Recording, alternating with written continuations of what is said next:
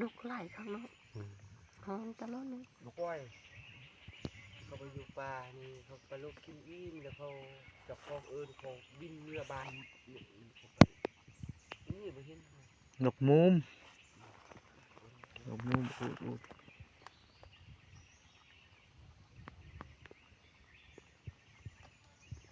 มีอันบ่จะมีเครื่องกินเครื่องใส่ก็มีใส่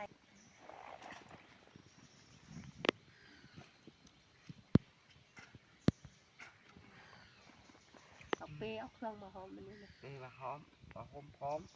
หอมปลาเชียหอมมันหอมพกเชียพอปลาหอมอย่างอุ่นดีเลยบุญนำให้กินก่อนเดี๋ยวกินกัดติ้งก็กินมัด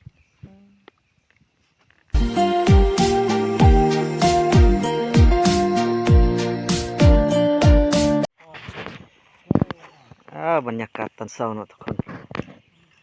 นอนตื่นเช้ากำลังจะเมียนเครื่องเมียนของมายุมายะเกี่ยวกับบ้านละ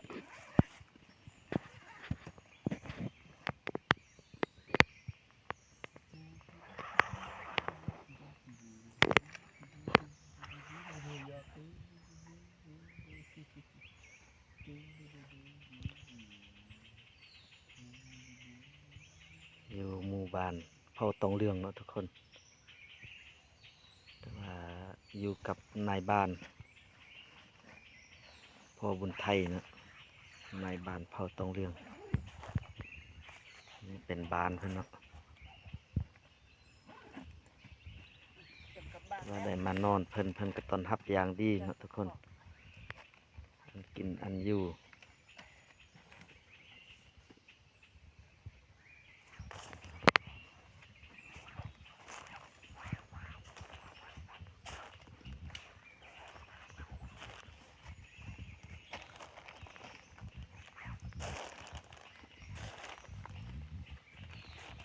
กัดเลยลูกมาว่างเลยดีนะตามเนาะอาหารครับอันนี้มันอาหารนั่นมันเข้านึ่งเข้าอันนี้มันอาหารการกิน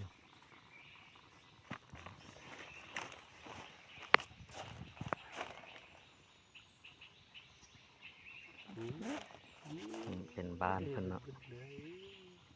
กินนอนอยู่นี่กินอยู่นี่สร้างเอามือเจาะเลย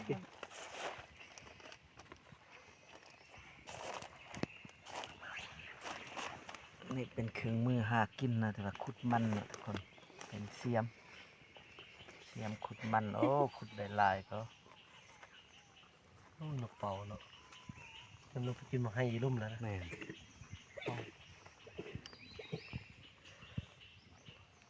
ลูกไหลข้างนอกห้องตลอดเลยลูกโป่กับลูกอันเขานั่นลูกเกี่ยวลูกเกี่ยวเขาก็มาที่นี่เขาบ่มาหรอกเขาไปไกล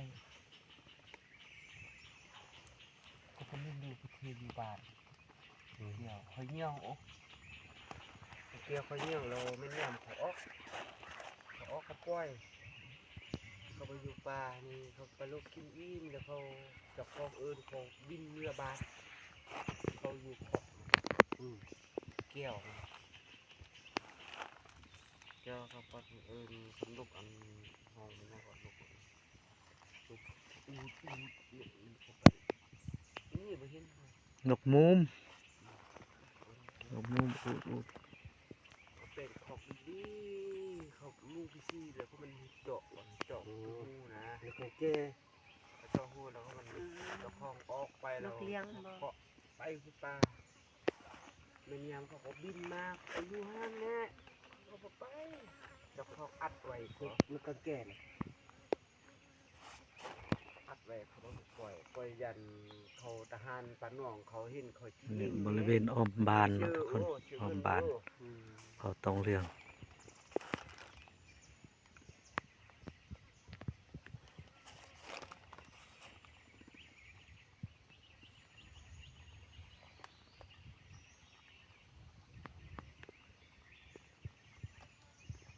มีอันเบอร์อันนี้ไล่ข้างนอก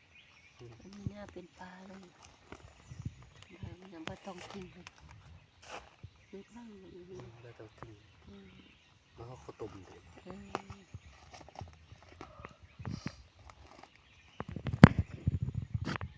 ป้าบอกเขาบอกเอากระต้านไปเดินเขาไปเปย์แสดงโน่ไปบอกลูกเปย์ไปแล้วเฮ้ยนี่คันสั้น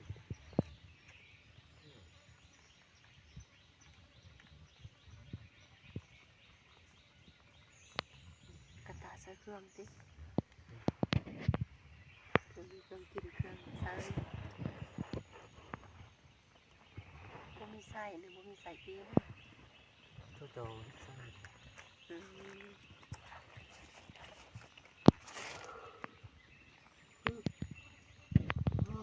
อืม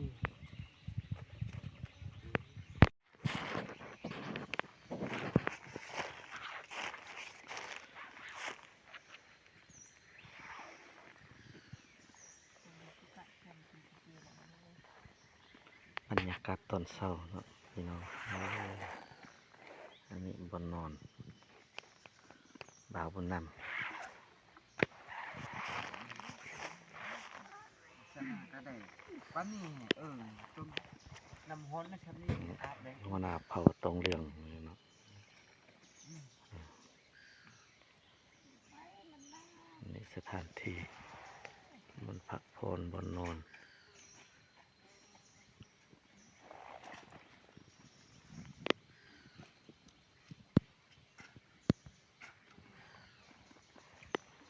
จักนำนะครับทางไผ่ฮ้อน บร ทับ ร ป้าย ากาศตอนเช้าโอ้นอนในป่าในหนาวเย็นครับทุกคน บ่ไหวหรอกหนาว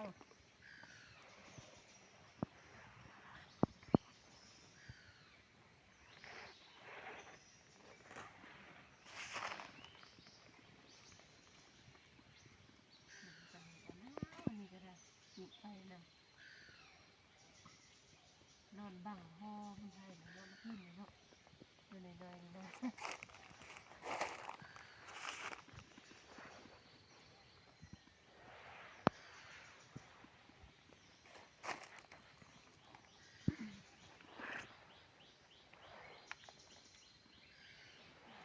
ตามหยิบเนาะเวลามันร้อนนอนปวดต้องตาอันนี้เนาะปวดต้องตาอันนี้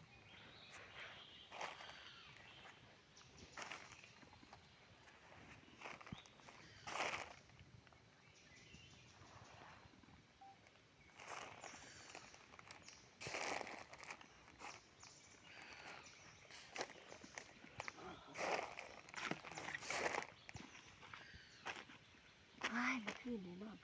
อันนั้น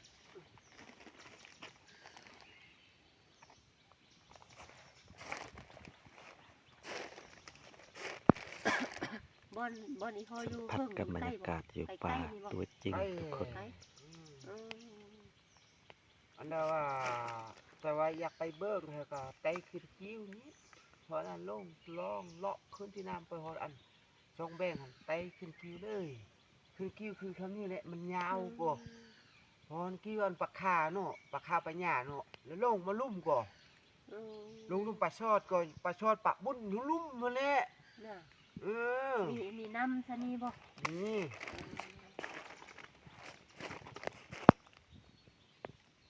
ลงไปหัวลุ่มไปแหละอันนั้นอาหารนั้นบ่ไปเนาะมันนี่บ่ไปกะไอ้สิไปยามนำเอื้อยเฮากับแม่อันแม่อีมิดหันแล้วก็ลงไปหันนั่น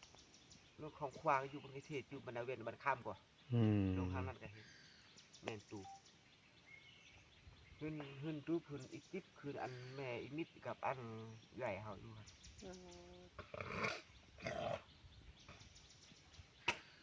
ลงไปหัน บ่มีผู้ชายอยู่จักคนเด้หั่นน่ะ เออ มีแต่2คนหั่น เออ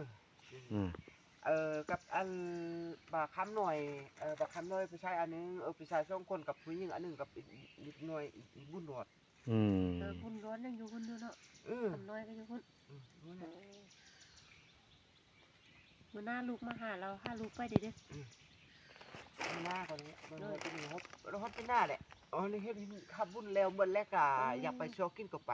เลยแล้วบุญก่อนเนาะพอไปบุญมาก็แล้วบุญแล้วไปชอกินกันแล้วก็ได้แล้วก็มื้อบ้านเลยลูกที่ไปนอนนำอยู่ไกลๆนี่เอาเปเอาเครื่องมาหอมมันนี่นะนี่มาหอมมาหอมพร้อมเสื้อหอมมันหอมพกเสื้อพอประหอมอย่างอุ่นดีเลย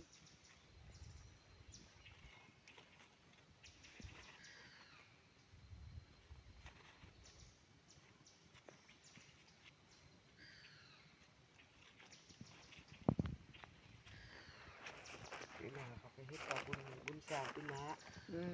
บุญนะบุญห้าแล้วเขาอื่นบุญหาอุ่นเนาะอันนี้เขาเฮ็ด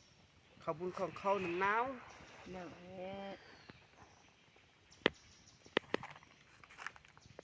บุญสร้างที่เขาก็ได้ไปเลยเนาะ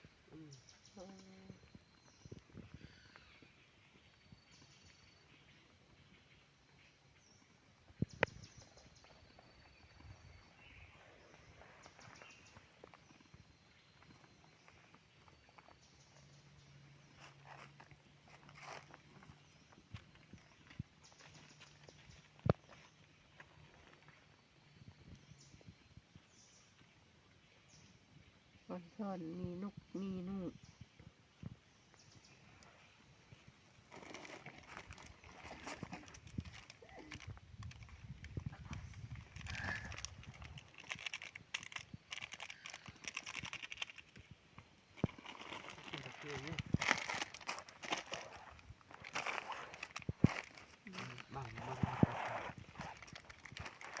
ลูกบอกกินกาแฟ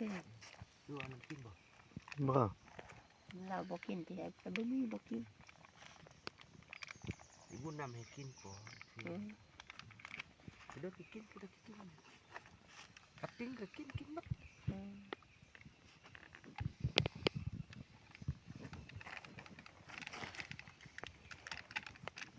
บุญกาแฟต้องเฮ็ดก็ต้องกินยากเจ้ากินบ่มัน